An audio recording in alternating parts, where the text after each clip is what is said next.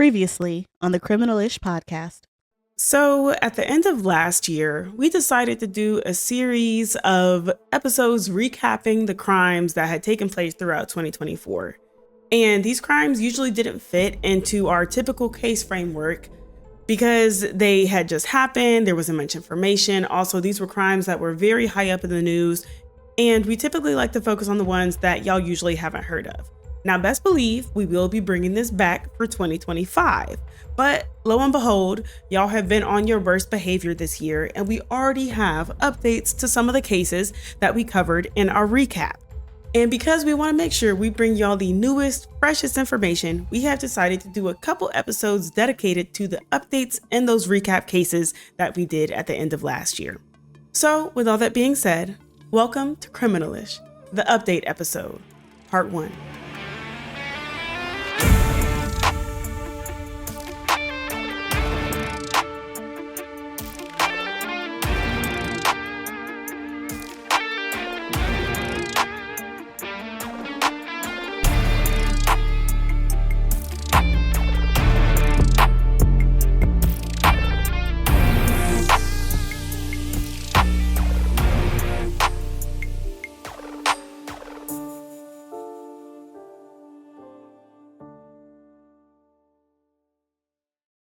Hi, I'm Dev. And I'm Cam. And you're listening to Criminalish, a true crime podcast where two best friends trade stories ranging from the wild and wacky to the downright messed up. So, in part 1, Cam covered her updates in a lot of the cases that she has handled over the last 3 years of the podcast, as well as the updates in our recap episode. So now it is time for me to give you guys the updates in my cases. And I got quite a few updates with me, y'all, and I got some bombshell updates for you. And y'all remember, I have not heard any of these. So this is a blind reaction right here. But before we get started, what we drinking, girl? So, girl, we actually have options today because I had a lovely conversation with the man at Total Wine, and he sold me on 2 different bottles of wine today. So Cam gets to choose her own destiny. So option number 1 is an oldie but goodie. It is the McBride Sisters Black Girl Magic Rosé. One of my favorites. I think one of Cam's favorites. It's just a good go-to wine. So this is the one that I actually went to the store to get. And then my man was like, oh, but you know they have a sparkling rosé, right? And I was like, I feel like I do, but I've never had their sparkling rosé. And he was like, oh, you have to have the sparkling rosé. So he went and got me into the McBride Sisters collection of the sparkling rosé. And one of the things that he pointed out, because I love useless knowledge, is that this wine is made in New Zealand and this wine is made in California, just like the sisters. So now I have one wine in California and one wine in New Zealand. Oh, that's super cute. That's really cute. You know, Dev, so typically I'm actually not a sparkling rosé kind of girl, but I trust our sisters and I'm willing to try it. I'm going to try something new today. So let's go with the sparkling rosé. Lovely. Let's do it. Cheers to the McBride Sisters. Cheers. That's pretty good. She's good. Mm-hmm. You know what, though? She needs to go in the Ninja slushy maker. She would go crazy in the Ninja slushy maker. Oh, a frosé with this? She would go crazy. Just in time for summertime. Literally. She would go crazy. Next drink. That part. Mm-hmm. So now it's time to get into our updates. And I'm going to start with our updates from season 1. And our first update takes us all the way back to our very first episode. And if you remember, this is an episode where we talked about a very interesting woman named Sharon Kinney. To provide you all with an extremely brief recap, Sharon Kinney was charged just before her 25th birthday with killing her husband, James Kinney, her boyfriend's wife, Patricia Jones, and a man she picked up at a bar in Mexico named Francisco. Though she was initially found not guilty of Patricia's murder, evidence found after the trial, specifically at the murder scene of Francisco, would reveal that she had indeed murdered Patricia because they found the bullets and the weapon they believed to have carried out the crime. She was later convicted of the murder of Francisco in Mexico, for which she was sentenced to 13 years in Mexican prison. And upon completion of her sentence in Mexico, she was due to stand trial back in the United States for James' murder for a third time. As during her first trial, she was found guilty of James' murder, but the conviction was later overturned due to an improper jury selection. Entering her second trial for James' murder, the jury was deadlocked and couldn't come to a unanimous decision. And prior to her third trial, she was out on bond and made a trip to Mexico, where she murdered Francisco. However, on December 7th, 1969, she reportedly escaped the women's prison, and her whereabouts have been unknown ever since. But through an anonymous tip, locals were able to confirm that Sharon Kinney had recently died of natural causes on January 21st, 2022, in Alberta, Canada, where she had been living under the name Deirdre Glabis. And ultimately, the identification was possible because fingerprints from the funeral home that handled Sharon's remains were compared to fingerprints taken of Sharon at the time of the killings. The police investigation also showed that she married multiple times over the next 50 years, including in 1970, to a man named James Glabis in Los Angeles. Whoa. Another James? Another James. She loved a man named James. And this was how long after she had escaped Mexico? Less than a year. She got married in 1970. She escaped in 1969. She said, laying low, I never heard of that. Never knew her. And while obviously not much is known about what Sharon has been up to for the last 50 years, it has been confirmed that she has been in Alberta, Canada, at least since 1979. So, subsequently, all pending charges against her were dropped in January of 2025, and much to the disappointment of the community and local authorities. However, her surviving family did read a statement, which was read aloud during a news conference after Sharon's death was confirmed and announced. And they stated that this information brought them closure while still condemning her actions. Quote, Sharon was a woman that never faced the consequences of her actions, leaving them for her children to deal with. End quote. The statement continued by saying, quote, she caused great harm without thought or remorse. End quote. And don't get it twisted, Cam. Not only did she get married multiple times over the next 50 years, she also had multiple children. I did not go and confirm how many because this is an update episode. I'm not doing deep research for y'all. But she had a few families over the course of 50 years. That is so wild. And I think it's also wild to think about it from the family's perspective, because imagine your auntie, your grandma, she a little kooky, but she passed and you find out not only did she have other children you didn't even know about, she had whole charges, murder charges you didn't know about. She had a whole other identity you didn't know about. She was running from the law. Come on now, running from the law in different countries. Crazy work. And I'm also trying to think, like, did she take family trips? You know, I know it was a lot easier back then to change your identity and sort of go unnoticed, but it still wasn't easy. You know, you would need like passports, identification. Maybe you could fake and say like, oh, you lost her social security card and that kind of stuff. But I don't know. Like, I really want to understand, you know, how she lived her life. I would be interested in sort of hearing from one of these family members' perspective of like, what was it like growing up around her? Just to understand, how did she act? Were there any quirks that she had? Was she ever aggressive or violent in any way? Because I do think the interesting part about this is, as far as we know, she didn't commit any more murders. She didn't kill anyone else, as far as we know. Big caveat there. As far as we know.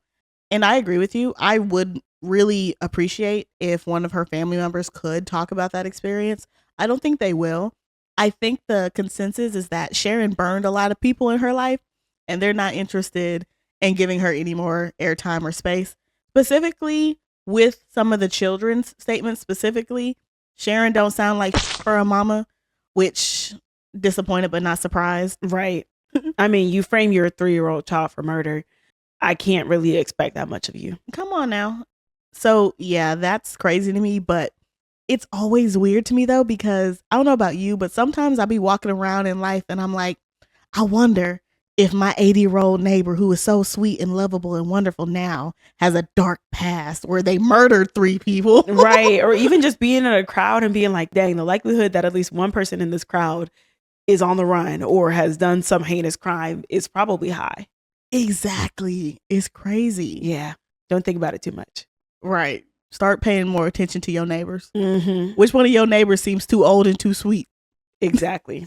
I'm kidding. I'm not. But that is actually crazy. I'm glad that we have closure on this case because we didn't know if she died back in 1970, if she made it out, if she was killing more people. We may not ever know that part of it. But I'm glad that we at least have closure of, this was what she was doing with her life ever since then. I'd love to know how she got from Mexico to California to Canada because I don't think that she did that alone. Oh, absolutely. I don't believe at all she got out of that prison by herself. Not only do I wonder how she got through all that, I want to know how you got comfortable enough to stay in Alberta. Because if you stayed in Alberta for 40 years, that's crazy work. Yeah. Because it's like you said, how do you live your life? Are you going on vacations? Do you have a job? Are you paying taxes? What's going on? Because Sharon died at 82 years old. She had spent her entire life on the run. But you know one thing for certain and 2 things for sure. She made it out of independence. She definitely did. That was her one dream. She made it come true. Hello. Come hella high water. Hello. Mostly hell. Mm-hmm. So the next case we have updates in is freshly updated and shocked even me because we have updates in the Sherry Papini case. I actually might have seen this one just on headlines and stuff. You probably did. And you at home probably saw it as well and were as annoyed and pissed off as I was. So if you don't know and you're watching us to get updated on the news, thank you. But Miss Sherry Papini is a California woman who pled guilty to faking her own kidnapping in 2022. If you remember, Sherry claimed that she had been kidnapped for almost a month by 2 Hispanic women who held her at gunpoint and branded her and were planning to sell her to an officer of some kind. The United States had a massive response and the FBI even got involved to look for Sherry. And after she had been found, for the next few years, she maintained that she had been kidnapped and also received multiple checks from the California Victims Fund, as well as the state of California, when in reality, she ran away from her husband and her children to go and play house with her ex-boyfriend. And after Sherry was caught and confronted with her lies, she was charged with 1 count of lying to federal officers and 1 count of mail fraud. This is in relation to the checks that she received from the Victims Fund. She ultimately pled guilty to these charges in April of 2022 and sentenced in September 2022 to 18 months in prison, followed by 3 years of supervised release. She was also ordered to pay restitution totaling over $300,000, including reimbursements to the California Victims Compensation Board, the Social Security Administration, and the Shasta County Sheriff's Office for their investigation cost. However, in 2025, June of 2025, believe it or not, Sherry is now claiming that she actually was kidnapped, but it was not by 2 Hispanic women. It was by her ex-boyfriend, James Reyes. And she even did a docuseries to spread her claims. Now, full transparency, I haven't watched this series. I'm not going to. I refuse to give this woman any ability to make money because I think she is a liar and a disgusting person, and I don't support liars and disgusting people. And I will not be mentioning this self-published memoir that she also released with this docuseries or the docuseries itself because I don't want y'all to go watch it either. But everything I am reporting from the docuseries is from other sources that have either talked about it or watched it. So, according to my sources, in the series, Sherry says she never told the police the truth about her disappearance because she was afraid of James and also scared of her then husband, Keith. In an interview with ABC News to promote her new self-published memoir, It's Giving Cash Grab, she made the following statement. I'm not actually asking anyone to believe anything. Sherry Papini doesn't exist. I just am free now, and I have the capacity to speak for myself without being afraid and without having to lie and not being as fearful as I have been before. end quote. In her new book, she claims that she was held against her will and abused by James Reyes, which James obviously denies. And police have previously stated that Sherry manipulated James into helping her with her kidnapping hoax. She also writes that she was in an emotionally abusive and controlling marriage with her then husband, Keith Papini, allegations that he also denies.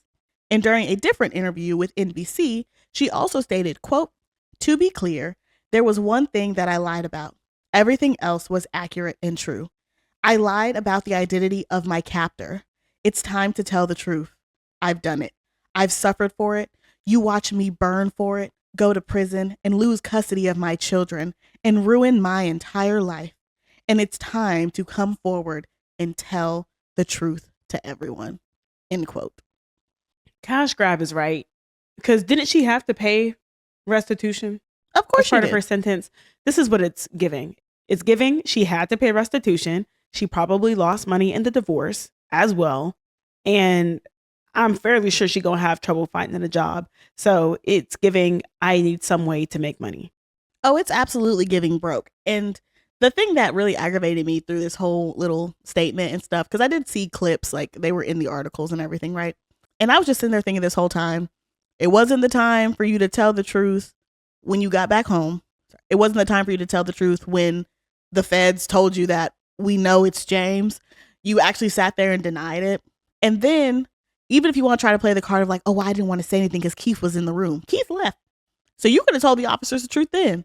So you didn't tell the truth then. You didn't tell the truth when you were sentenced and you pled guilty. If you have evidence that James kidnapped you and it wasn't a hoax, why didn't you put on a defense? Why didn't you say that? When you got divorced, you didn't tell the truth then. When you lost custody of your children, you didn't tell the truth then. But now, very conveniently, you want to tell the truth. And you have a book and a docuseries when you're probably broke.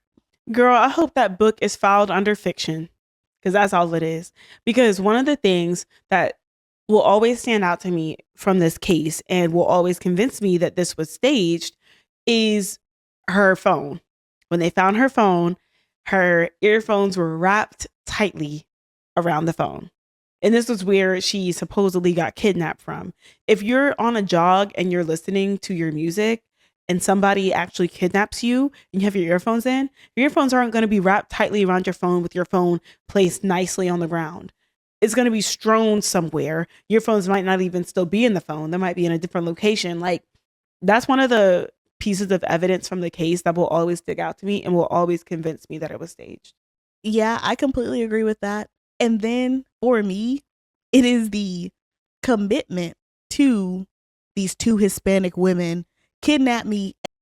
And you made up all these racist experiences about these two Hispanic women because clearly there was no, and I quote, annoying Mexican music, end quote. You just made that up. Or is James sitting around the house, according to you, listening to, and I quote, annoying Mexican music? Right. That was another part. It just made me dislike her even more, honestly. Right. And I am somebody who genuinely does not believe a single thing that Sherry Papini says. Specifically for one instance that always stands out to me is when her friends talked about an experience where they watched her run into a table when playing Wii and saw her put ice on her bruise, everything. And then a separate set of friends who wasn't at the house where the injury happened were told that Keith had done something to create the bruise on her arm or leg or something like that. But either way, she told other people that this exact same injury came as a result of Keith hitting her. And for me, when you lie about abuse, it becomes very difficult for me to give you a second chance in any retrospect. Yeah. Especially because I am the queen of, I will always give the benefit of the doubt. I'm not going to say something didn't happen just because we don't have evidence. We don't know. People are crazy. Mm-hmm. Things happen. I am truly believe that to my core, but you factually lied about this. Like, how do I believe you after that? Right. Yeah. And this is just another one of those lies. Exactly. And honestly, I hope James sues her because you cannot accuse me of kidnapping. That's a life sentence. That's a heinous crime. Right. You cannot just accuse me of a crime. And then also the last situation is the feds looked into James. So if James had actually done something, to you, the feds would have been on him. Mm-hmm. And the reality situation is, I love that now you get to make these claims very conveniently because you didn't go to court. So all those text messages didn't become public domain. All those messages leading up to your kidnapping aren't public domain. We don't know what you were saying the weeks before. The feds do. They never released that. So it's very convenient for you to be making these claims because you didn't go to trial and all the evidence that was built up against you isn't in the public domain. Mm-hmm. Interesting. Very convenient. And that concludes all of our updates from season 1. Sharon and Sherry, two crazy the craziest. So now to get into season 2, our next case that we're going to have updates in is in the case of Timothy Ferguson. And trigger warning for child abuse, neglect, starvation, all of the things with this case. Because if you all remember, this is a case where we went over and discussed some of the worst child abuse I have ever seen or looked into for a case. And Timothy was tortured and starved to death by his mother and his older brother. His mother, Shanda Vander Ark, was charged with first-degree murder and first-degree child abuse. And after her trial, she was convicted of both of these charges in December of 2023. She was later sentenced to life in prison without the possibility of parole for Timothy's murder, along with an additional 50 to 100 years for first-degree child abuse. His older brother, Paul Ferguson, was also charged with first-degree child abuse, but Paul pled guilty to this charge as part of a plea agreement where he agreed to testify against his mother, Shanda. However, at the time of his sentencing, the judge went against the recommended guidelines, and Paul was sentenced to 30 to 100 years in prison in February of 2024. So, here's the update. Shanda's attorney has filed a motion literally 2 weeks ago and is requesting a new trial, claiming that Shanda was not competent to stand trial and was not provided an effective counsel. In fact, she claims that the stress of the trial put her in a, quote, catatonic state, end quote, and that she did not know or understand what was happening in the trial. A hearing on this motion was scheduled for July 25th, and lucky for y'all, I tuned in and watched this entire hearing because I just had to hear this argument. Same, I'm listening. So you're welcome. I did it so you don't have to. So the hearing itself was only about 45 minutes long after about a 2-hour delay. Shanda's attorney argued 2 main issues: whether Shanda was competent after she testified due to this apparent medical issue she had, and claimed that there was a, quote, significant downturn in her mental health, end quote, after this medical issue, which the judge clarified took place after she had already testified. The second issue was ineffective assistance of counsel, where he claimed to note several instances of ineffective assistance, including the lack of getting Shanda evaluated after this medical issue. And allegedly, her defense attorney ceded guilt on a lesser charge of involuntary manslaughter during his closing argument, and Shanda did not consent to him doing that. The prosecution argued that Shanda was not owed a new trial because she was never denied a fair one, that she was competent during the course of the trial, and even went so far as to allege that she feigned her incompetence for the appellant argument. They also stated that Shanda would never be able to prove that her counsel was ineffective, quote, in light of the overwhelming evidence, end quote, against her. Basically saying that the mountain of evidence is what put you in jail, and there was nothing your attorney was going to be able to do about that. Right. Basically stating you could have had the best attorney in the world and you would still end up where you are right now. Exactly. And would. The judge stated that Shanda's moments of incompetency are, quote, rather convenient, end quote, as they only seem to happen at moments that were bad for her. And she had never been dubbed incompetent despite her multiple episodes to postpone hearings and her own trial. And specifically that, quote, she appeared fine, end quote, during all of her testimony and only showed any signs of distress after the testimony was over. And my favorite quote of the day had to be the judge saying, quote, Miss Vander Ark claimed lapse in memory, but it was clear to this court that those lapses of memory were self-serving and that her ability to not remember things occurred during periods that she could have been either criminally culpable or at least the things that she had said would hurt her defense, end quote. And I'm sure you can guess that after saying that, the court ruled that while Shanda might have been experiencing distress after cross-examination, she was competent to stand trial, and that the motion for a new trial based on Shanda's incompetence is denied. But for the motion for a new trial based on ineffective assistance of counsel, the judge granted another hearing to take testimony on these issues as he expressed concern for some of the claims that Shanda's appellant attorney made. So that hearing will be scheduled at a later date. But that's what we have for now. I get it. We have an appeal system. We have an appellate court because we do want to ensure that people have exercised every option when it comes to fighting for their freedom. However, she's very wild for this. Oh, you were stressed out during the trial where you were being charged with killing your child, torturing, starving, and killing your child, and getting your other child to help out with that? Of course, Cam. That's an incredibly stressful experience. How do you think Shanda feels? And I don't give a fuck. And I don't either. Let the record reflect I'm being sarcastic. Exactly. But yeah, it's one of those things where it's like, I understand why we have this system, but her argument that she had ineffective assistance of counsel, I think the prosecution put it well. It doesn't matter how effective your counsel was, you would still have been found guilty because there was so much evidence against you. Absolutely. I completely agree with the prosecution on that. Unfortunately, I do have to agree that if her defense attorney got into his closing argument and said that she's guilty of manslaughter and that was a lesser charge that she didn't agree to, that is a problem. I don't know if it's ineffective assistance. Right. It's problematic, but it does not warrant a new trial. There can be things where you're like, oh, that should have happened. It didn't happen, but it did not have a large effect on the outcome of your trial. Exactly. I do think that if they had convicted her of involuntary manslaughter, she would have a better argument to get that overturned for sure. Mm-hmm. But babes, you were charged with a big boy murder. So yeah, I don't feel any sympathy for that woman. I want her to burn in hell. So that's that. Our next update is a quick one, and it's in the case of Sherry Rasmussen.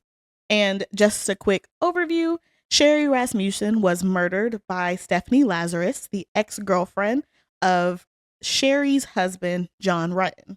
Stephanie Lazarus was a former LAPD officer, and it is my personal belief that the LAPD protected Stephanie and allowed her to get away with murder for over 23 years before she was ultimately convicted for Sherry's murder after Stephanie's DNA was found on Sherry's body. And in that episode, I kind of wasn't sure where things left off or if Stephanie had been granted parole when I initially released that episode. So the update that I have is that Stephanie was not paroled when I was talking about this case a little over a year ago, and her most recent parole request was denied in February of 2025. As far as I know, her next request for parole comes up in 2028, and we'll be keeping an eye on this because I want that woman to stay in jail. You got 23 years of freedom. You got a chance to live a full life after you killed a woman. Right. And vindictively killed her. Came up in her house. Come on now, for a man who didn't want you. Literally. And even after Sherry was gone, he still didn't want you.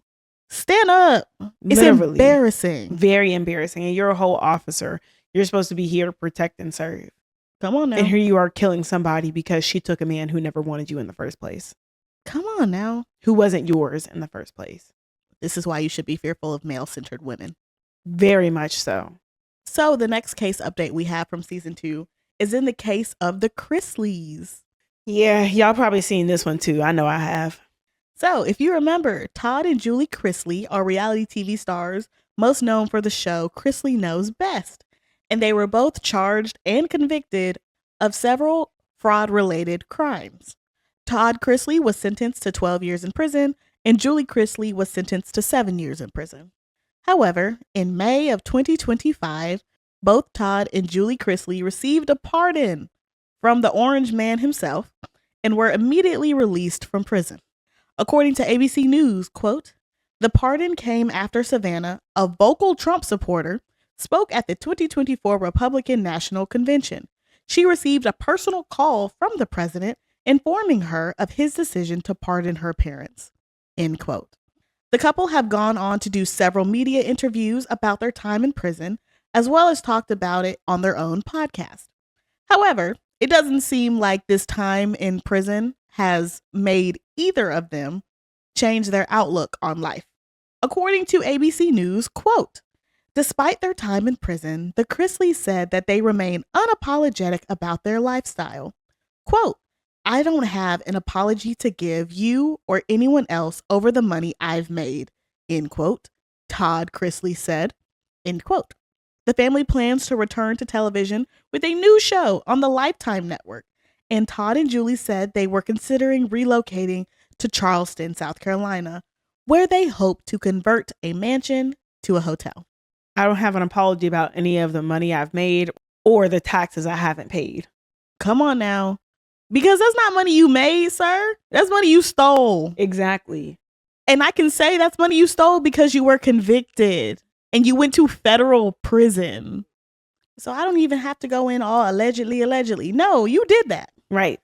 And you're clearly unapologetic. And this is why I have no sympathy for people who commit fraud, because so often they're not sorry. Yeah. They're just sorry they got caught. And even then, they're mad they got caught. Exactly. It has nothing to do with them thinking they actually did anything wrong. And this just proves the case. I'm mad I ever watched this television show. I'm mad at myself 10 years ago watching this crap. So next I have another brief update, and it is in the case of Miss Shirley Merritt. And if you remember, Miss Shirley was an elderly woman who worked at Children's Healthcare of Atlanta and was brutally attacked and murdered by her own son, Richard Merritt.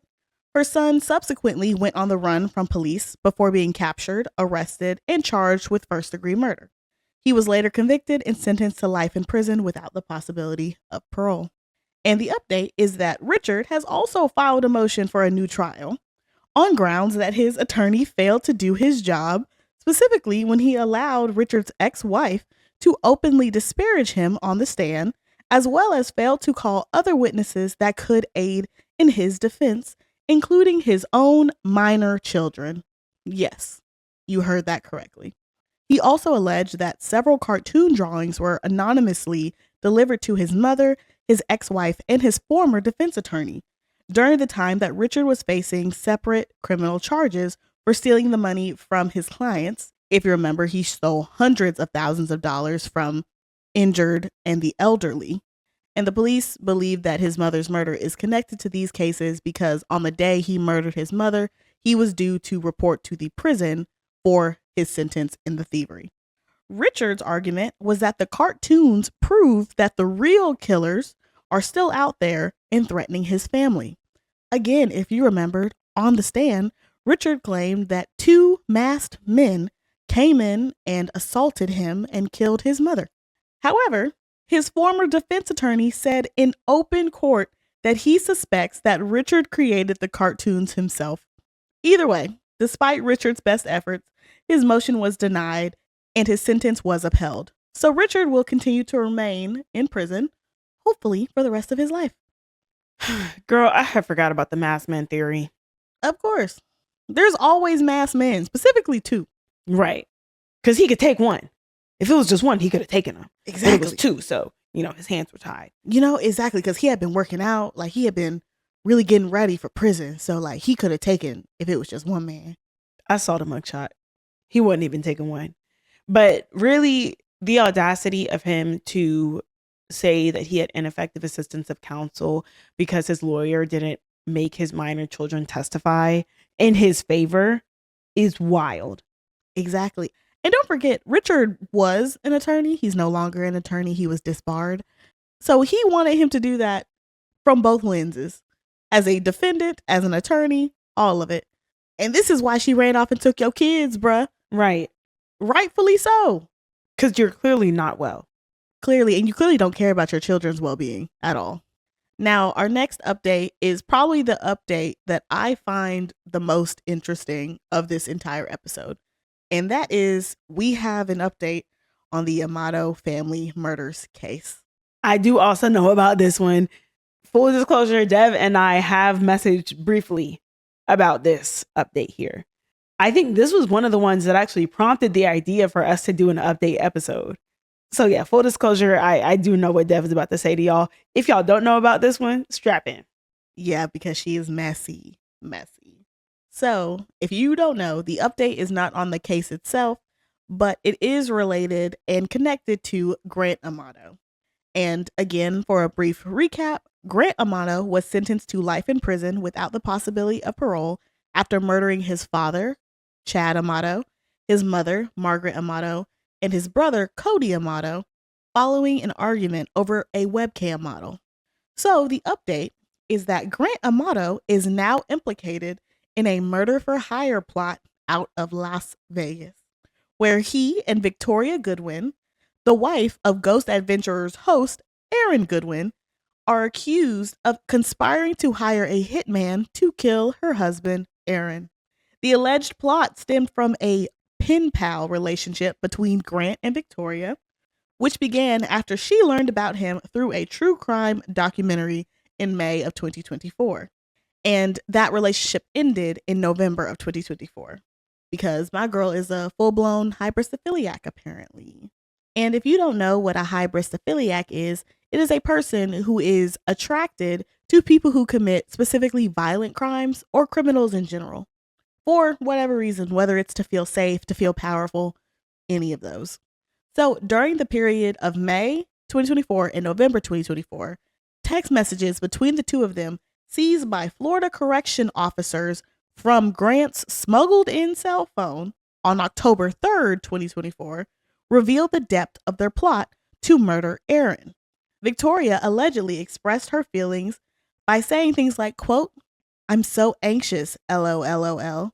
I just can't believe it's happening. How did I get to this point?" End quote.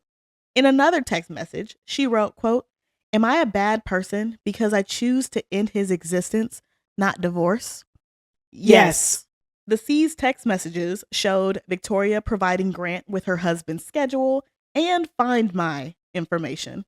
Grant was in contact with an individual identified only as Gordo, who was allegedly the hired hitman. And the police found messages from Grant to Gordo, such as, quote, "He's asleep right now in the hotel room. Brother, I need to know what is going on. Can I get an update? Was it done?" End quote. And an amount of $11,515 was reportedly set aside for Gordo, quote, "when the job is finished," end quote. I will never not be offended by the amounts that people will pay to kill somebody. That's what I was thinking. That's how much my life is worth to you? Literally whatever money you could scrape together. Yeah. My money in this case. Come on now, because you're broke. You're broke without me. Anyway, Victoria Goodwin was arrested in March of 2025 and charged with solicitation to commit murder and conspiracy to commit murder.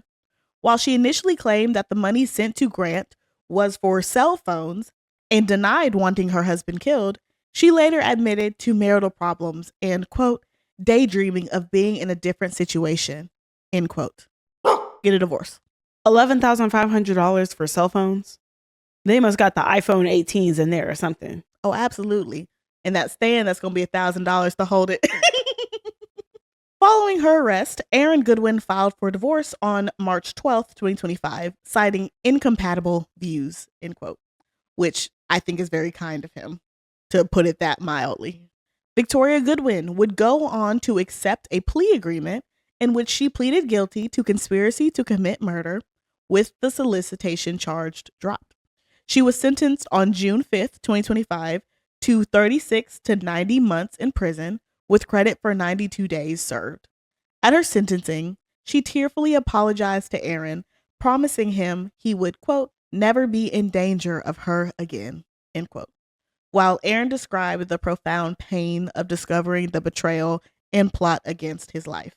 I feel so bad for him because one of the things that stuck out to me on this case was just a month before they were making Valentine's Day posts. And of course, you never know what's going on in somebody's life behind all the social media posts, but it is sad because it seems like he was in love with her. Even if you're having problems with somebody, you can still love them and be in love with them and just be like, you know what, I don't really like you at this moment, but I still love you.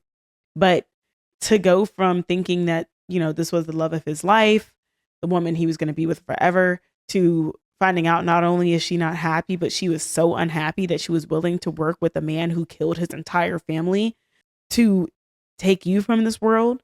I feel so bad for him. And I hope that he's doing well. And the other thing I'm wondering is whether this Gordo character was actually an undercover cop. And I think that's really interesting. I didn't do a lot of research on Gordo, but there wasn't much information on him, so I don't know. Yeah. And I think that for two reasons. One, he's not charged in any of this, even though Grant isn't either, but he's already in prison. But two, he never went through with it. And it seemed like there was some disconnect around he was supposed to do it and it didn't happen. Right. And then also, how is he going to get the money? That's the thing. This is the thing I hate when things don't go to trial, because you don't get the crappy details that I want. That ain't none of my business, because I'm nosy. So I want to know, how is he going to get this money? Look, I was also curious if I know people who thought they significant other started moving a little funny and they took them out of their will and off their life insurance policies. Unfortunately, I don't think Aaron did. It seemed like he was blindsided by this. I agree with that, which is really sad. Yeah. I do feel so bad for him. He really doesn't deserve it. I'm not a big fan of Aaron or anything, but he seems like a lovely person. And he seems like somebody who just, wanted to be in love and live his life and go about it. And he's unfortunately dealing with somebody who was texting a triple murderer and put in writing that, am I a bad person because I would rather kill him than just get a divorce? Yes, you're a bad person, but also it shows me your motivation, because you're clearly broke. Right. And you're asking a man who murdered his entire family because they didn't want him sending their money to a cam model halfway across the world anymore. Come on now. Because his moral compass is just straight north. Exactly. Yeah. And from what I read about him, according to people who actually watched the show, it did seem like he was, a good guy from the show. At the very least, he did not deserve this. Oh, absolutely. But honestly, he could have been a human being, and I don't think he would have deserved this. Exactly. That's what I'm saying. I'm like, even if he is, maybe a butthole, he maybe isn't the nicest to the cast members and all the other stuff, he still doesn't deserve this. Right. Clearly for a woman who's just selfish and wanted what she wanted. But that concludes all the updates from the regular podcast episodes. So now it's time to get into the juicy bits, as we're about to provide you some updates on our recap cases from last year. So starting with recap part 1, we have a small update in the Dwayne Keefe D. Davis prosecution. So Dwayne Keefe D. Davis is charged with the 1996 murder of Tupac Shakur, and he is currently slated to begin his murder trial in February of 2026. While the murder trial has been delayed, Keefe D. recently faced legal trouble for a jailhouse battery conviction in April of 2025, stemming from a December 2023 altercation between him and another inmate. His attorney is now seeking a new trial for this battery conviction, arguing that a juror made improper comments, and a hearing on that matter recently occurred on July 2nd, 2025, where the judge expressed interest in hearing from all jurors involved. Meanwhile, Keefe D's attorney's consistent effort to have the murder charges dismissed due to alleged past immunity agreements with the federal and local authorities have been unsuccessful, with the court ruling that the, quote, state of Nevada has never offered him such a deal, end quote. He remains in custody after being denied bail, with the judge expressing concerns about potential profit from his life story. Prosecutors continue to describe the evidence against Keefe D., including details from his own book, as compelling. The next significant hearing in the murder case is scheduled for September 9th, 2025. I'm not surprised by any of that. Also, the book was already a bit wild. Why would you write a book? I just can't get over that fact, man. I just can't. Why would you write a book and be like, I was out here in the streets and I was doing all this crazy stuff, and let me write about it? Right. The streets are not supposed to talk. Despite what the internet be saying, the streets are supposed to be silent. Not a whisper. Oh my gosh. Yeah, I'm definitely looking forward to hearing more information after the hearing in September and the big trial happening in February. Absolutely. So our next case update is in the case of Alec Murdaugh. If you remember last year, we talked about the judge ordering an evidentiary hearing in the case of Alec Murdaugh after his defense attorneys alleged that the clerk of court, Rebecca Becky Hill, attempted to tamper with the jury. Well, on May 14th, 2025, former clerk of court, Rebecca Becky Hill, was arrested on multiple felony charges. These charges include 2 counts of misconduct in office and 1 count of obstruction of justice in Colton County, as well as a perjury charge in Richland County. The allegations stem from her conduct during and after the Alex Murdaugh murder trial, specifically regarding accusations that she showed sealed court exhibits to a reporter and then lied about it under oath during the January 2024 hearing that I broke down last year. Additionally, Becky Hill is accused of using her political office to promote the book she wrote about the trial for her own financial gain and of taking unauthorized financial bonuses. She formally resigned from her position as clerk of court in March of 2024 amid investigations into the jury tampering claims, though she maintains that her resignation was not related to the conduct in the trial. Becky Hill was released on a personal recognizance bond totaling $30,000 in Colton County and a $50,000 personal recognizance bond in Richland County, with a condition allowing her to travel out of state for work. She was recently in court on July 18th for her initial appearance on the felony charges filed against her. Felony charges, girl. You were a clerk of court. They don't play. Sealed court documents to a reporter. Girl, this ain't a movie. You're going to jail. Look, she absolutely thought it was. And the worst part about it is now that there is evidence that she was out here doing some weird stuff, now Alec has more argument for another trial. And this is the part that conflicts me a lot, is because the more things I hear specifically about Becky, the more I feel like this man does need a new trial. Yeah. Because I don't trust anything she's doing now. Because what do you mean you were showing sealed exhibits? What do you mean you lied about it under oath? Yeah, he does need a new trial. This is one of those things where it's like, I still believe he did it. However, everyone here has a right to a fair trial. And if he did not get a fair trial, he needs a new one, unfortunately. And I hate that the people in that town, I hate that the family members and friends of the victims might have to go through this again, all because of her. Exactly, because you wanted 15 minutes of fame. It's infuriating. Nobody needs to mess with the scales of justice. Right. And again, I agree with Cam. I think Alec Murdaugh is guilty of sin. I have said it before. Still believe that in my bones. But at the end of the day, if somebody put their hands on the scales of justice to make him go to prison, that's not right. Right. And we got to do it over. So next, I have another small update in the case of Morena Rogers. And if you remember from last year, Morena Rogers was allegedly murdered by Chance Comanche and his ex-girlfriend, Sakari Hardin, after luring her to a secluded location, strangling her to death, and dumping her body on the side of the road and burying it in a shallow grave and covering her with rocks. Both Chance and Sakari pled not guilty to the case, and the update is that Chance's trial was initially set to go forward in March of 2025.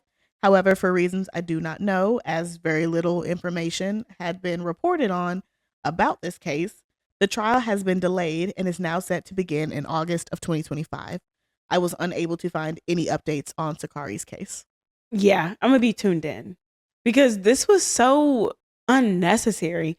I mean, death for the most part is unnecessary, but there are just levels to it. And this was one where I was like, y'all did not have to take that girl's life. Absolutely. For what? I still don't even understand what the motive is. And it was really murky. It was like over a watch or because she claimed that Sakari had snitched on her boyfriend when she had, and Sakari was just mad that she said that. And it's just like, you can be mad at somebody, but why are you trying to take their life? And all this for you to end up in prison, most likely. Right. But also in that same vein, Chance always sounded like a wannabe serial killer to me.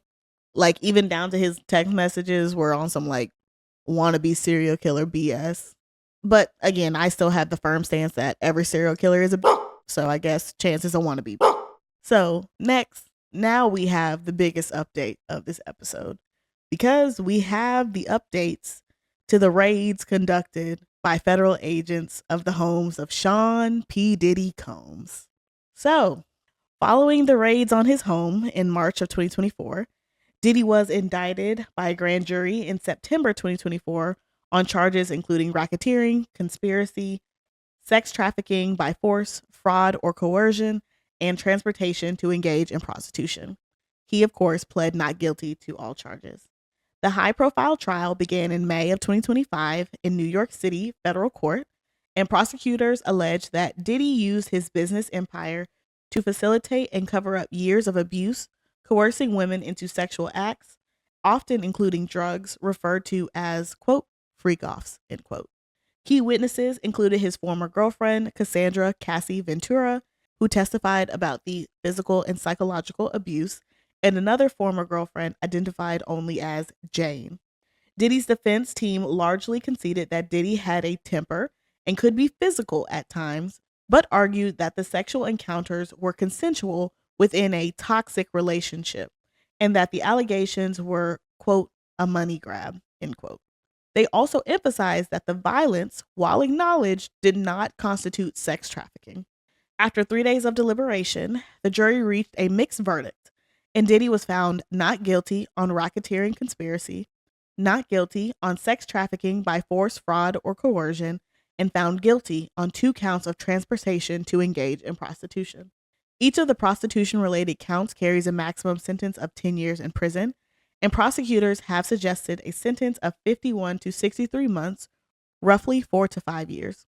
Diddy remains in jail and has been denied bail pending sentencing, which is tentatively set for October 3rd, 2025.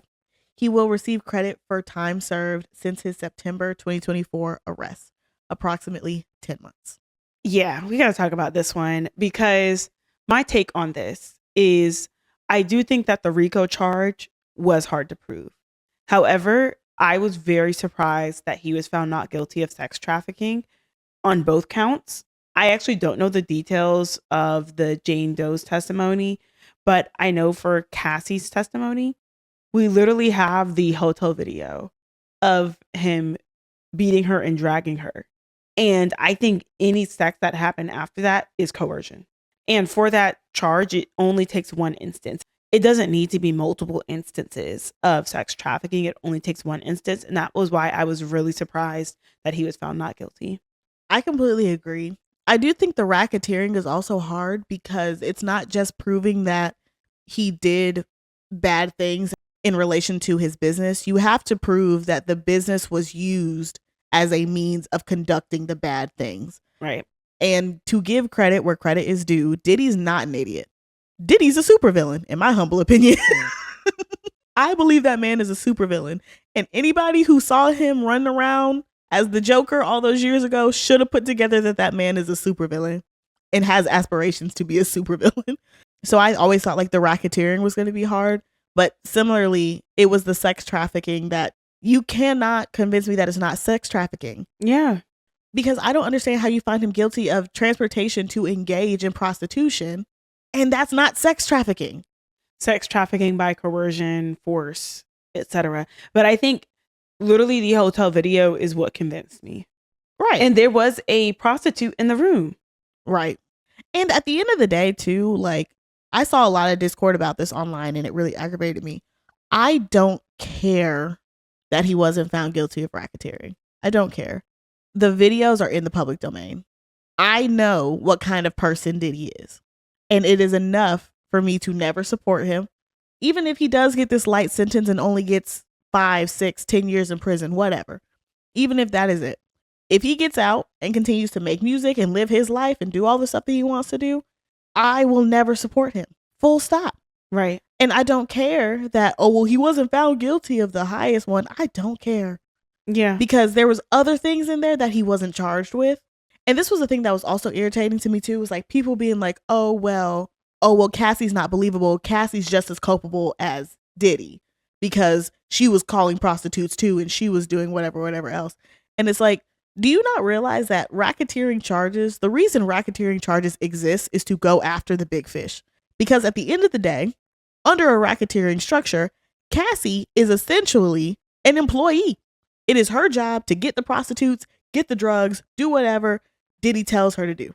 Right. So she's not culpable because she's an employee. And that is why he was charged that way.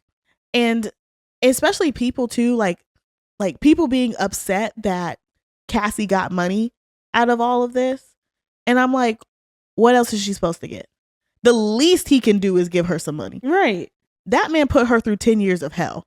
And whether you want to say that we don't know the details of the relationship, blah, blah, blah, blah, blah, I know enough details to know that man put you through hell. Exactly. Because he was comfortable enough to do that crazy stuff to you in public. There's no telling what that man would do to you in private. Exactly. And let's also get one thing straight too. I think where the prosecution may be messed up is showing so much video evidence from the freak offs, because the jury doesn't want to see that. It's like, okay, this is disgusting. We get it. And also, let's keep in mind, having sex parties is not illegal. Correct. If everyone is consenting. Having freaky sex parties that maybe not everyone in the world would be on board with, but everyone in that room is consenting to, is not illegal. What was illegal is forcing people to participate in them. What's also grimy and legally murky is providing drugs to people that might put them in a state where they probably can't give full consent. Exactly. Yeah, but yeah, that's also my take on the prosecution is I don't think that they should have shown so much video evidence from the freak offs. Yeah, I can definitely see your argument in that, but I can also see the argument of, look how awful this is. Obviously, this is a bad thing. Obviously, this is whatever.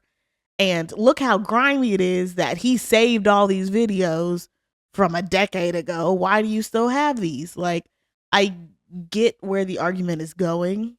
And this is also the number one thing I hate too, is just I hate that federal trials don't have video.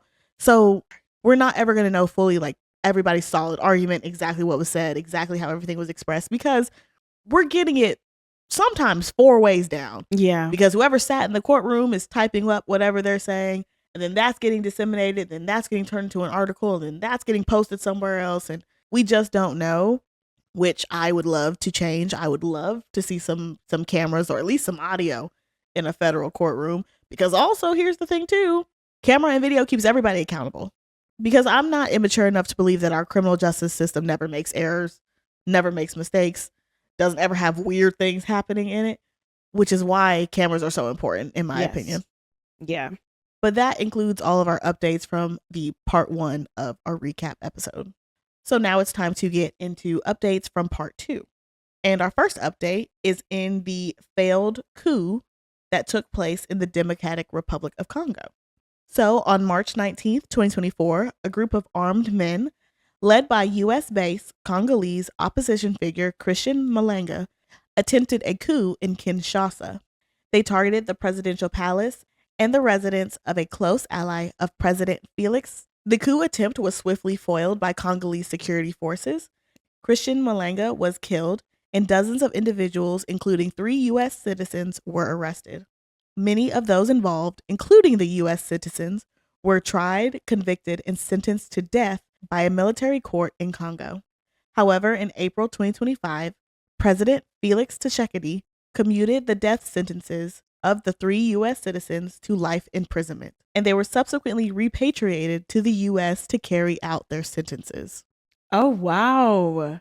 That was a surprising update. I had no idea. I had not seen that headline. This was such an interesting case when it happened last year.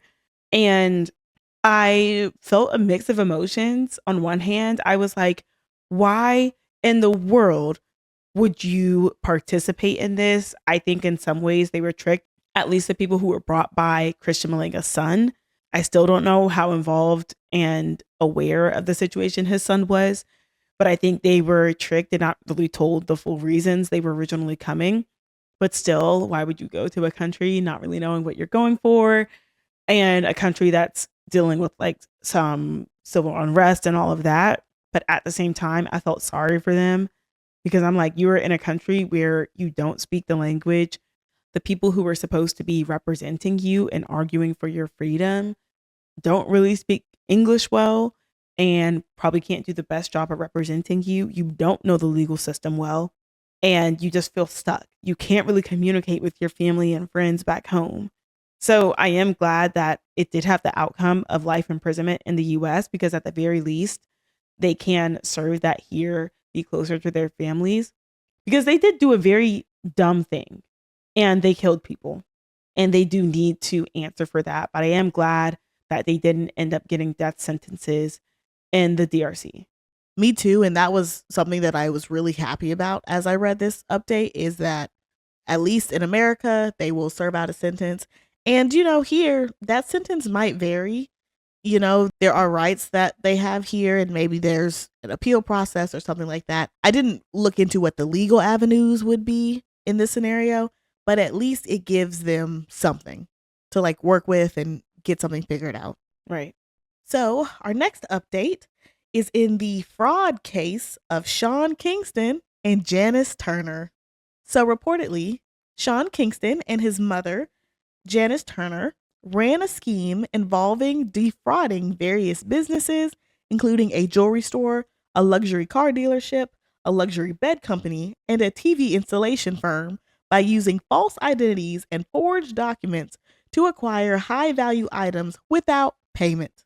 And the pair would go to trial on multiple fraud charges. Prosecutors presented evidence including a text message from Sean to his mother, which read, quote, "I told you to make a fake receipt," end quote, followed by, quote, "So it looks like the transfer will be there in a couple of days," end quote. In late March of 2025, following a 5-day trial, Sean Kingston and his mother, Janice Turner, were found guilty of conspiracy to commit wire fraud and 4 counts of wire fraud involving over $1 million. While his mother was immediately taken into custody due to her past criminal history and role in the scheme, Sean was initially placed on home detention. However, he was later taken into federal custody in April of 2025 after failing to post a $100,000 cash bond. So he not paying everybody. He can't pay anybody. He can't pay is anybody. what I'm hearing. And for sure he can't pay anybody on time, because they definitely came and got his butt the day that he missed the deadline. However, he would be released after securing the bond on April 15th. Under the bond agreement, he was subject to strict monitoring and cannot travel outside of a designated area. While the pair were scheduled to have their sentencing hearing on July 11th, Sean was able to delay his sentencing after requesting more time to find new legal counsel for himself and his mother. However, his mother's sentencing went on as scheduled. Before sentencing, Janice told the judge, quote, "I'm sorry. My intention was to keep my son afloat in this difficult industry. They used him and abused him. I am begging for mercy for me and my son," end quote. She was sentenced to 5 years in prison and 3 years of probation and immediately taken into custody. According to her attorney, Janice will have to pay restitution, but also stated that most of the businesses were made whole. Sean Kingston's sentencing has been moved to August 28th, 2025.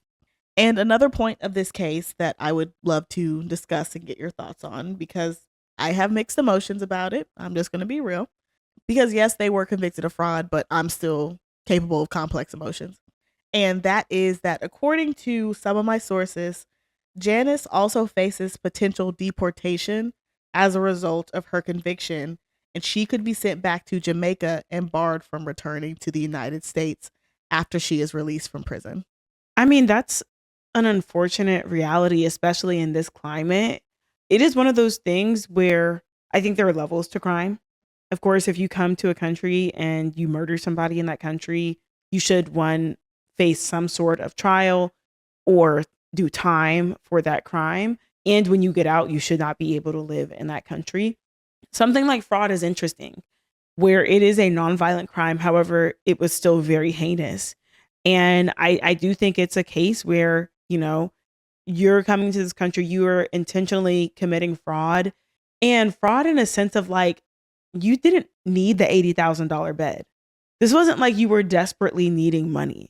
You were doing things that were just ridiculous. You were trying to maintain a lifestyle that you could no longer afford. And I think especially in this climate that we're in, that's going to happen. And I think generally when you are coming to a country, you do need to understand the laws of that country, but also you can't move the same way that citizens do because you are at risk of deportation.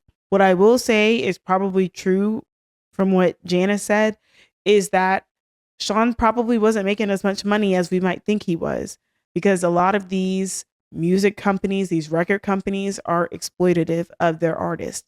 Now, like I said before, it's not like they were desperate. It's not like they were lacking for food and shelter.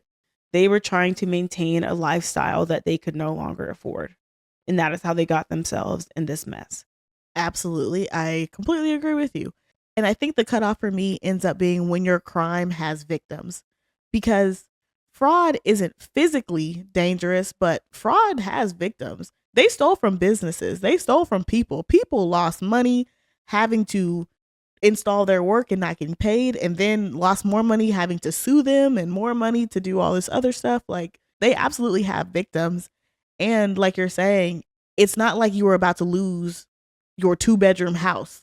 You were staying in a mansion. Right. And presumably multiple properties still with your name on it.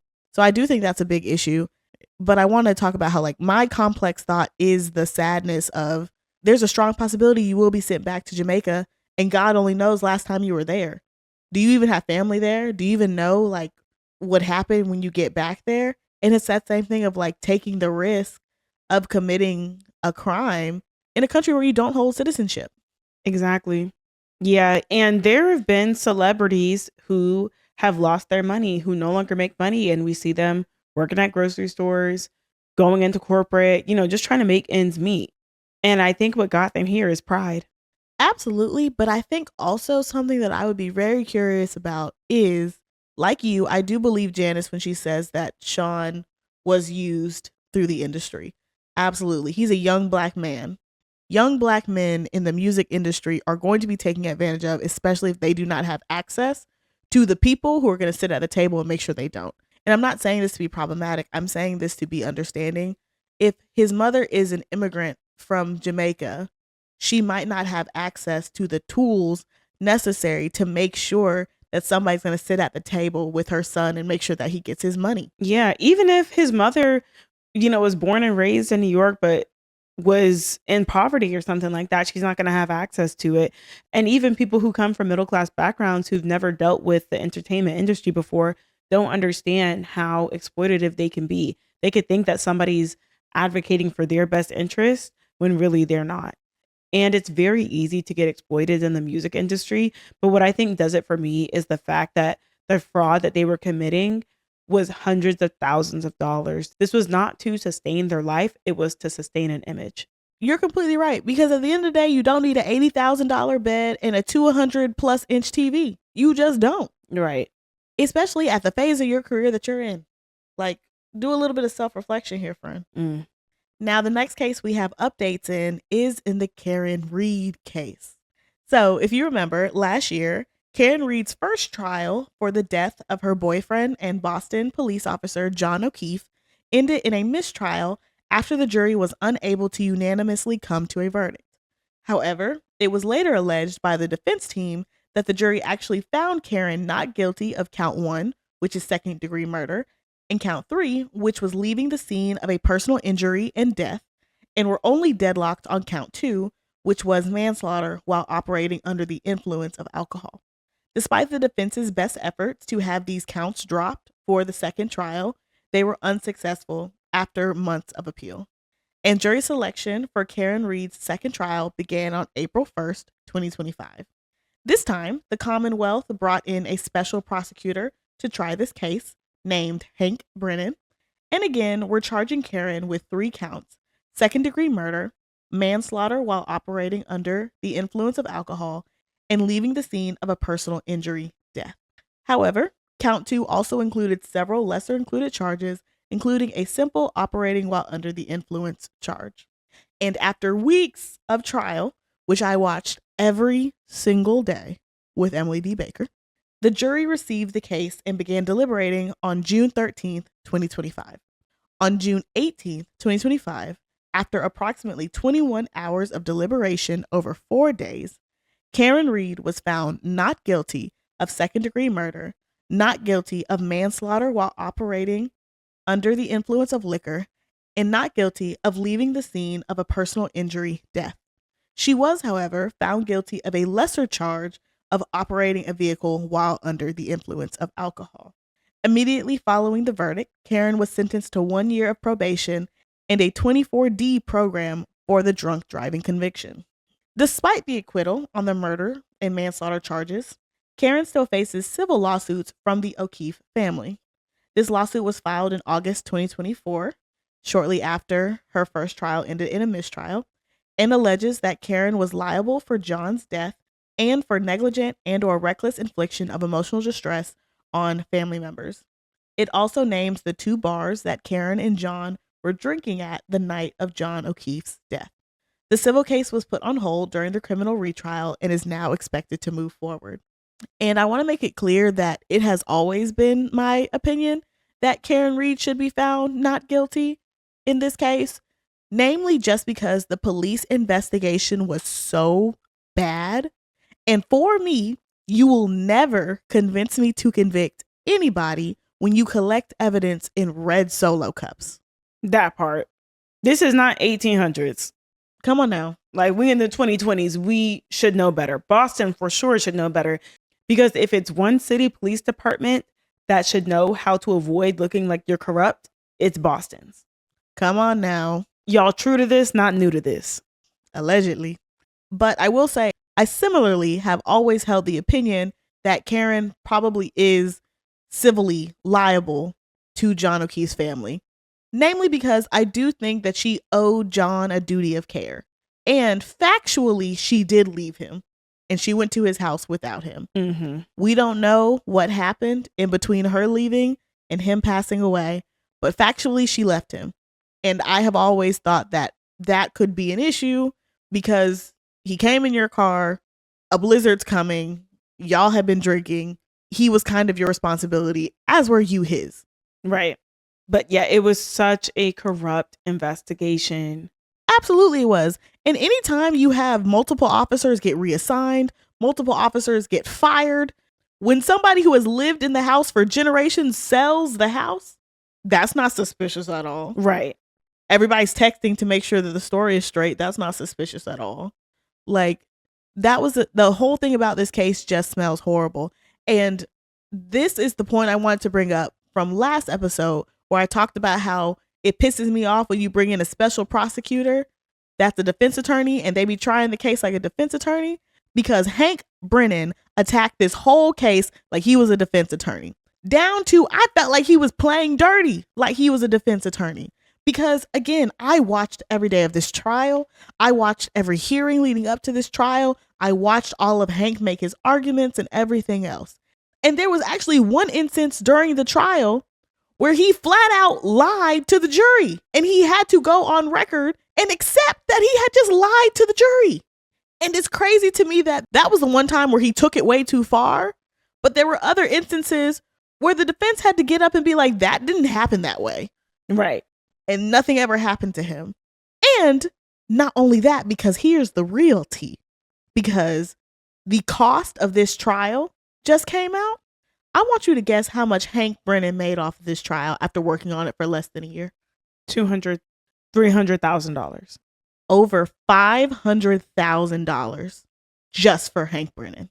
That doesn't include, they also paid over $400,000 to technically 2 experts to a company to run testing on a Lexus to see if the collision was possible, where said experts dressed up like John O'Keefe, which I found to be incredibly disrespectful and weird, allowed a car to back into him going 2 miles per hour and see if blue paint would go over his arm to try to simulate where a collision could happen. They paid over $400,000. I couldn't imagine what these 2 trials have cost Massachusetts taxpayers. Literally. This is millions of dollars on a case that should have never gone to trial in the first place. Because at the end of the day, even if you think Karen did something, you can't prove it. Right. And if you can't prove it, you don't take it to trial. And that's how I feel. You especially don't take it to trial knowing that your officers are going to get on the stand and have to talk about all the stupid they did and have to read their nasty, disgusting text messages about Karen on the stand in front of the jury or lose their job. The second trial was way wilder than it ever should have been because it's a second trial. I should have went into this being like, I done heard all this evidence before. It's just going to be told in a different order. Nope. Brand new information. And Cam knows I could talk about this case forever because I fell deep in this rabbit hole because I couldn't believe the depths of which the state of Massachusetts was going to convict this woman when you have nothing. And I actually think the jurors have started giving interviews, and the foreman actually said that Karen Reed is factually innocent and this was a complete waste of taxpayer money. That man sat through 6 weeks of trial and was like, this woman is factually innocent. Why are we here? Literally. Crazy work. So the next update we have is on the triple murder of Carol Hunt and her two daughters, Louise Hunt and Hannah Hunt, in Bushy, Hertfordshire on July 9th of 2024. And I want to extend a massive trigger warning in this case for violence against women and sexual assault. It was later revealed that Kyle Clifford attacked and murdered all three women and was later arrested. His motive stemmed from rage after Louise ended their 18-month relationship less than 2 weeks before the murders. Kyle meticulously planned the attack, purchasing a 10-inch butcher's knife, a crossbow with bolts, and duct tape online. On the day of the murders, Kyle gained entry to the Hunt family home by deceiving Carol, claiming he was leaving Louise's belongings. Immediately after gaining entry, he then stabbed Carol to death with the knife he purchased. He then laid in wait for Louise to return home, and upon her entering the house, he then restrained and raped her before murdering her with the crossbow. When Hannah returned home, Kyle fatally shot her with the crossbow as well, but not before Hannah was able to call her boyfriend and beg him to call the police. Kyle immediately fled the scene afterwards. Following the murders, a 22-hour manhunt ensued across Hertfordshire and North London, and Kyle was eventually found injured in a cemetery near his home in Enfield, having shot himself in the chest with the crossbow in an attempt to evade arrest, which left him paralyzed. On March 11, 2025, Kyle Clifford pleaded guilty to the three murders, false imprisonment, and possession of offensive weapons. However, he pled not guilty to the rape of Louise, leading to a separate trial where he was found guilty later. He refused to attend his sentencing hearing, where the judge condemned his actions, describing him as, quote, a jealous man soaked in self-pity, end quote, who held, quote, women in utter contempt, end quote. The judge then sentenced 26-year-old Kyle Clifford to a whole life order for the murders of Carol Hunt and her two daughters, Louise Hunt and Hannah Hunt. He also received a concurrent 20-year sentence for the rape of Louise Hunt. This was such a sad case, and it also speaks to why it is so dangerous to leave relationships when you're with an abusive person. Absolutely. Which is why I always think when people are like, why don't you just leave? It's a stupid question. Right. Why don't I just leave? Because this person who's already perfectly comfortable putting their hands on me is just going to let me walk out the door? No, they're not. And it was so selfish. It was so selfish. It was so sadistic to go about it in the way that he did to take out her family as well. And I feel bad for her father and sister who fortunately weren't involved in the attack because they have to move forward with their lives after this. More than half of their family is gone now in a matter of a couple hours max. Absolutely. And I did find some articles saying that Kyle had planned to wait for the entire family to come home.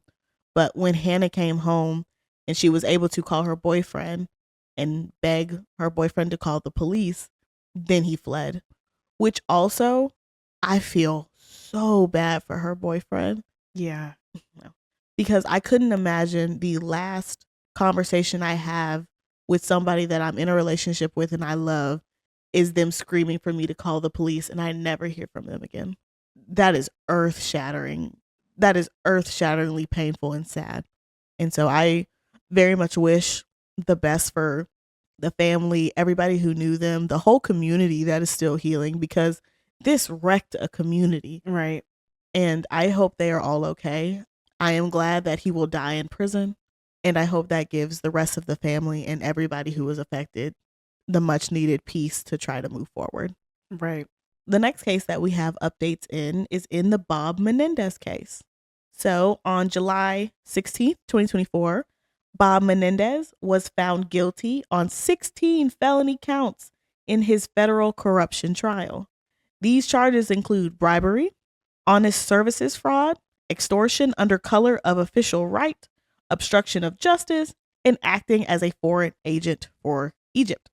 Prosecutors allege that Bob Menendez accepted hundreds of thousands of dollars in bribes, including cash, gold bars, and a luxury car, from 3 New Jersey businessmen, Walhana, Fred DeBias, and Jose Uribe, in exchange for using his official position to benefit them and the government of Egypt. Evidence seized from Bob's home included over $480,000 in cash and over $100,000 in gold bars. His co-defendants were also found guilty on various charges in the same trial. However, Jose Uribe, another businessman involved, pleaded guilty and testified for the prosecution. At the end of last year, we were waiting on sentencing, which took place on January 29th of 2025, and Bob Menendez was sentenced to 11 years in prison for his crimes. Good. Because it's somebody else who used their political office to extort and take bribes, who unfortunately will not be serving any time for that. But I am, at the very least, glad that Bob Menendez is serving time. Absolutely. Because at the end of the day, if you are corrupt, I want you to go to prison. Exactly. It doesn't matter what party you're from. Come on now. Because regardless of what party you're from, if you're corrupt, you're not serving your citizens. You're not serving your constituents. Come on now. Come on now. Because what benefit is it to the public? Exactly. And that concludes all of our recap cases from part 2. So now it is time for our final recap cases from part 3 of our 2024 Wrapped. So the next case that we're going to talk about includes an update for a case that we talked about for a teen who killed his mother 18 months after killing his father. At the time, because this person was a minor, we did not have his name or much information about the incident at all. However, we now know that his name is Colin Griffith, and he has since gone to trial. So for a brief recap, Colin Griffith was involved in 2 separate incidences revolving in the deaths of both of his parents, both of which he claimed were in self-defense. In 2023, he shot and killed his father, Charles Griffith, in Oklahoma. He was arrested in connection with his father's death, but the charges were later dropped as evidence supported self-defense, indicating his father, armed with a knife, had chased him into a corner where a loaded rifle was present. In September 2024, at the age of 17, Colin Griffith was accused of stabbing his mother, Catherine Griffith, to death in Polk County, Florida. He called 911, stating that his mother had fallen on a knife during a fight. However, inconsistencies were found between his 911 call and the crime scene, and a medical examiner determined the deep penetrating knife wound to her neck was inconsistent with an accidental injury, and he was charged with first-degree murder and kidnapping. During his trial for his mother's death, Colin's public defender argued he acted in self-defense, portraying his mother as violent and aggressive. His grandmother also testified to Catherine's unpredictable and sometimes violent behavior towards Colin. It was even claimed that Catherine had once pointed a gun at her son in a prior incident. The defense suggested that Catherine was the aggressor during the fatal encounter, and they argued that she came to Colin's grandmother's house where Colin had sought refuge with the intention of forcing him to return home. The prosecution, however, argued that he intentionally stabbed his mother because he disliked her disciplining him. The prosecution highlighted the inconsistencies between Colin's 911 call, where he claimed his mother, quote, fell on a knife, end quote, and the medical examiner's findings of a deep penetrating knife wound inconsistent with an accidental fall. On February 6, 2025, a jury found Colin Griffith not guilty of both first-degree murder and kidnapping in his mother's death.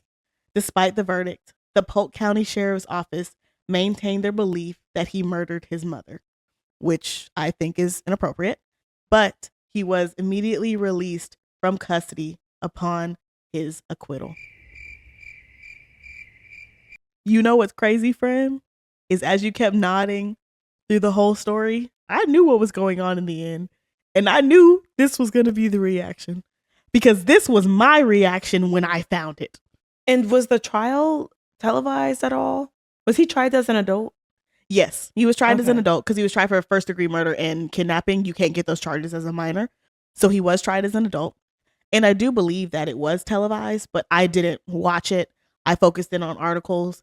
I had to pull myself out of the rabbit hole that I was about to jump into with this case. Because when I realized that he was found not guilty, I was like, I have to know why. Now I have to watch the whole trial. What did mom do? What happened? I have to know everything now. Yeah. I might just have to jump down the rabbit hole. I'll jump down it now, but I couldn't jump down it before today, or else today wasn't going to happen. Right. That, I have no words. I do have words for y'all because I have a reaction, but I am literally speechless.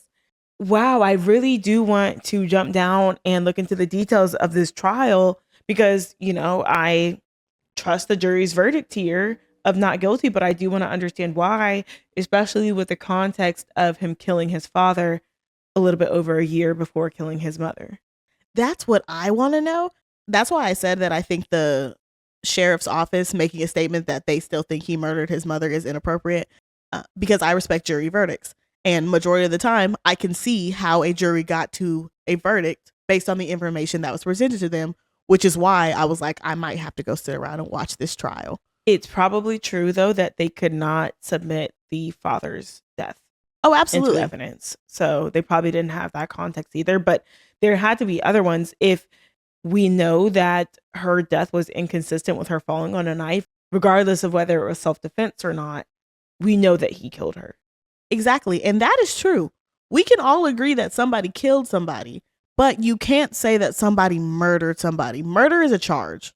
So you can't say that he still murdered his mother because no, he didn't. In a court of law, he did not murder his mother. He killed her in self-defense. Yeah. And I will say, I don't think that bringing up his prior incident with his father is relevant to this case at all. I think it adds context from like a conversation here. But in a court of law, I don't think it adds any evidentiary value because it falls into that category of prior bad acts. Because essentially what we don't want is a jury to think that just because you did something bad a while ago means that you're equally capable of doing something bad now. And even then, it could have been a situation where it might have actually played in his favor if they found that out, because in Oklahoma, they also stated that he killed his father in self-defense. He was never even charged there. It might have added to the defense's argument where they were able to be like, see, he knows what it feels like to be in moral danger and have to stand up for himself. And that's why he was so comfortable to defend himself, because unfortunately, he's a broken soul who's had to do it before. Yeah, but I will say the one point where it could make sense to bring it in is if his mother knew something about the case and knew something about what really happened, and she was threatening to go to the police with what she knew or something like that, which I'm not saying is the case, but I'm saying could be a case where they could bring in the prior incident with his father. Yes, because then it becomes relevant. Right. Then it's part of the motive. Exactly. And I will say too, another thing that really gives me some pause is grandma did say that mom is violent. And I tend to believe little old ladies. I might have to stop doing that because Sharon has put now fear in me. But I tend to believe little old ladies. And grandma was like, yeah, she used to be violent with him. I don't know. We might have to do a deep dive on Patreon or something. We might have to watch some trial on Patreon or something, because that's really what I want to see. Is I want to watch the opening statements. I want to watch grandma's testimony, and I want to watch the medical examiner's testimony. Specifically, I want to see what they were able to get out of the medical examiner during cross-examination, because I think that turns the whole thing in their favor. Right. So, yeah, crazy case. I'm going to have to dig into it, but I respect the jury's verdict, and And at the end of the day, they were there and they watched every day of that trial, and I didn't. Exactly. But also, I do wish peace on the families who are still grieving the loss of somebody. Even if Colin had to take his mother's life in self-defense, it's still got to be a conflicting emotion inside him, inside his other family of like, well, this is our grandson, our nephew, our cousin, or whatever else, and we love him, but he killed his mom, and Right. we're missing her, and we're sad, and everything else like that. And I think both feelings are valid and very, very hard to deal with. Agreed. And our final update today is on the sheriff who shot the judge in Letcher County, Kentucky. Not the sheriff who shot the judge. So on September 19th, 2024, Letcher County District Judge Kevin Mullins was fatally shot in his courthouse chambers in Whitesburg, Kentucky. Letcher County Sheriff Sean M. Mickey Steins was arrested and charged with first-degree murder in connection with the shooting.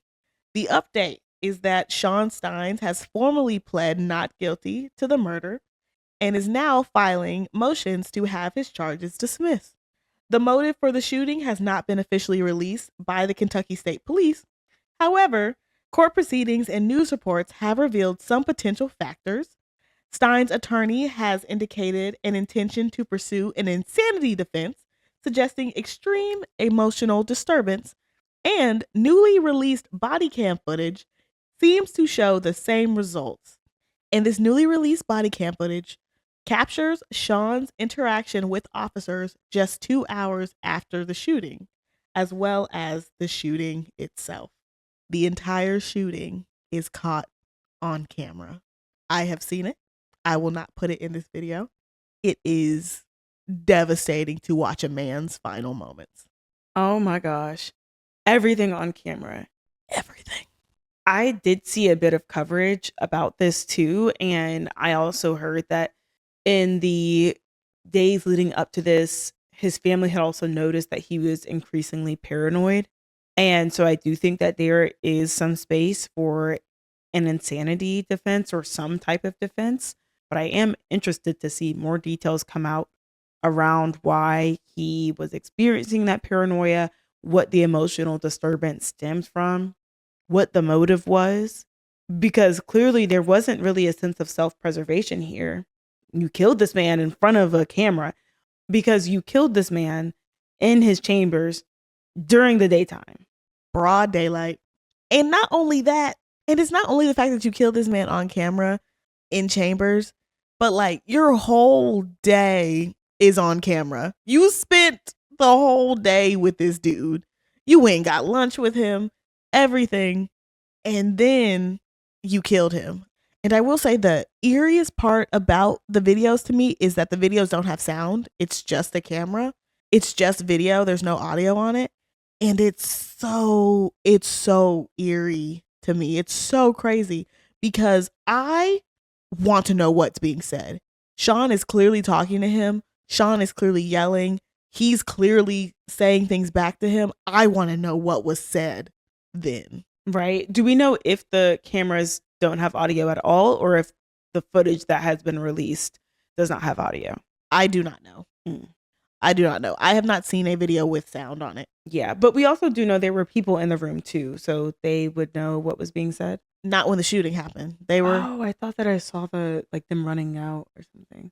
There were two separate instances where Sean and this judge were in the room together. Mm-hmm. The first instance is when those other people were there.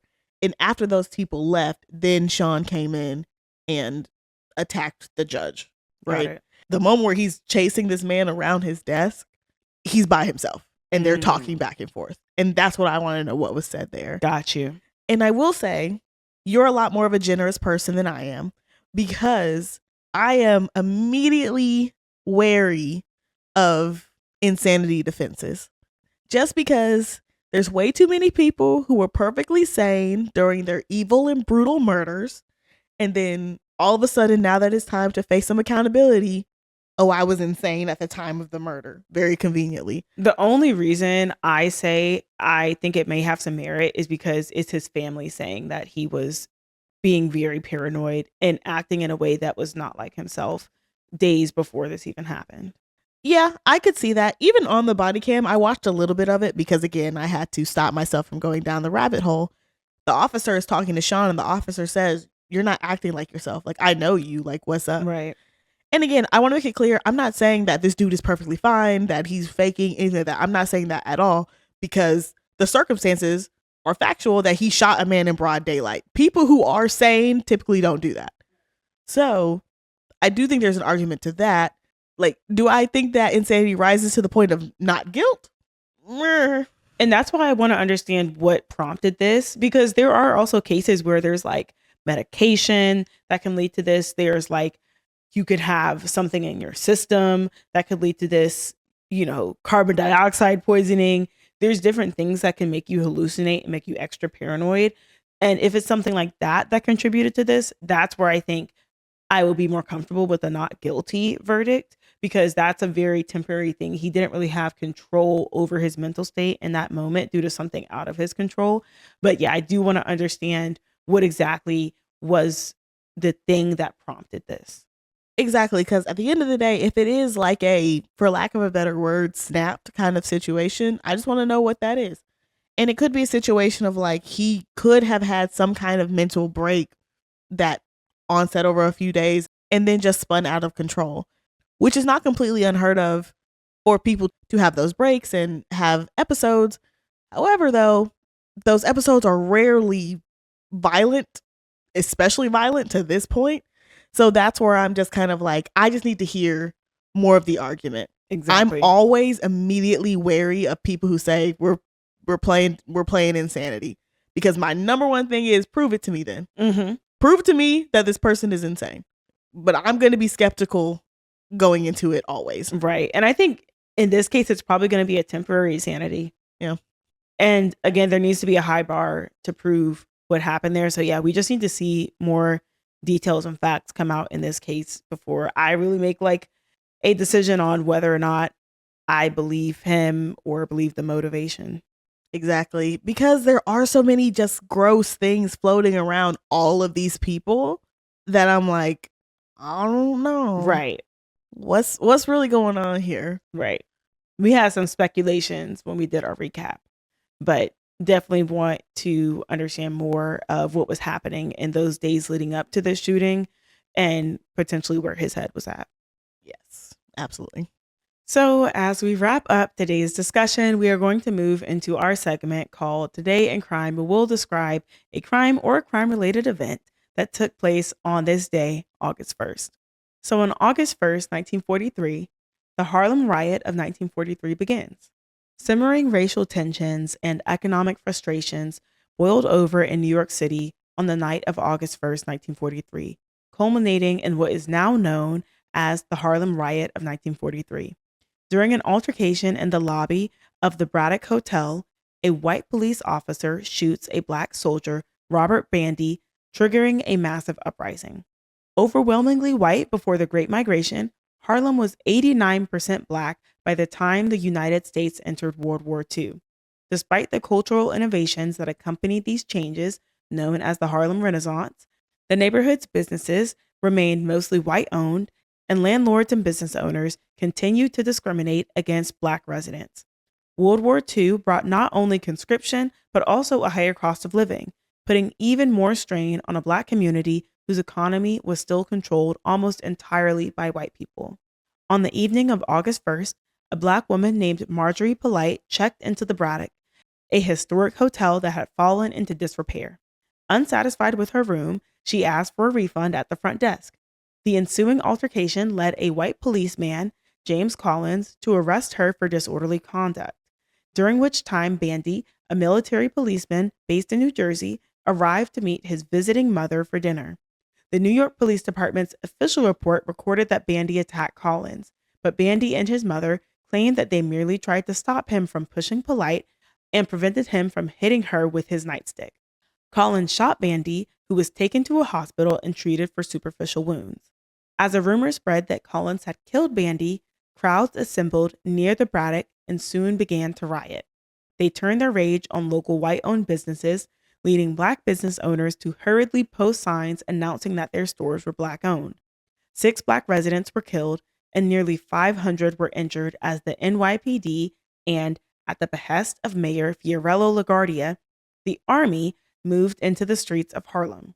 LaGuardia did his best to downplay the riot, but the unrest did draw the attention of the Federal Office of Price Administration and of LaGuardia's government, which pressured local landlords to comply with price restrictions and stop gouging residents. The riot also affected Harlem residents like James Baldwin, Malcolm X, and the poet Langston Hughes, whose poem Beaumont to Detroit, 1943, ends with a reference to the sad irony of African Americans fighting for a country that did not see them as equals. Quote, "I ask you this question because I want to know how long I got to fight both Hitler and Jim Crow," end quote. And that is what happened on this day. If you found the story interesting, leave a Statue of Liberty emoji in the comments. There were so many points, friend. So many things to discuss, so much to unpack. But I'll start with my favorite thing is I love me some Langston Hughes. And per usual, my man summed up America beautifully for the time. Because it is true. Because so much of history, Black people have been expected to fight and never be equal. Right. Down to when this country started, we were expected to fight but not be equal. And even in World War II, they were putting us on the front lines. Come on now. And we weren't equal. The next thing I want to touch on is I am so glad that Robert survived, because there are way too many incidences of Black men who are killed by police, especially back then when they could get away with it and just say whatever they wanted. So I'm so glad he survived. I'm always saddened when these incidences of violence result in more loss of life. Right. And it's crazy to me that back then, the military is sicked on the Black community when we try to stand up. And even in 2025, the military is sicked on the community that just wants to stand up. Right. And what's also crazy to me is all this started because somebody wanted a refund because your hotel was Exactly. And I want to know, why were y'all fighting this woman over her refund? Because clearly the only reason the police are called because you were fighting her over the refund. Right. And you know your hotel is nasty. Come on now. You know this is not up to par. This is not what it should be. You are aware. But you don't think that a Black person is worthy of complaining about it. Come on now. And that's the real tea there. Exactly. But they don't believe that we're worthy to complain about anything now. It's good enough. Exactly. It's good enough for people of color. Why do y'all complain? Why are y'all not just satisfied that we allow y'all to go about and we don't actively beat y'all in the street anymore, chase you down the street anymore, and that should be fine? Mm-hmm. It's the same thing. People have always had a problem with us demanding more. Always. Any other thoughts, friend? Nope, that's all I got. Thank you to our listeners for joining us on these last 2 update episodes. Please let me and Cam know how you feel about this. Maybe we'll make this part of our regular rotations to do an end of year recap and a mid-year update episode on some of the cases that we're following. I also have way too many sources to thank, but you know who you are, and I appreciate you. If you'd like to check out photos related to this case, be sure to check out @Criminalish Podcast on Instagram, YouTube, and TikTok. Listeners, if you like what you hear, be sure to tell a friend and leave a 5-star review wherever you're listening to the Criminalish podcast. And if you are listening and watching on YouTube, be sure to subscribe to our channel and feel free to leave any comments or questions. As always, stay nosy, my friends. Bye.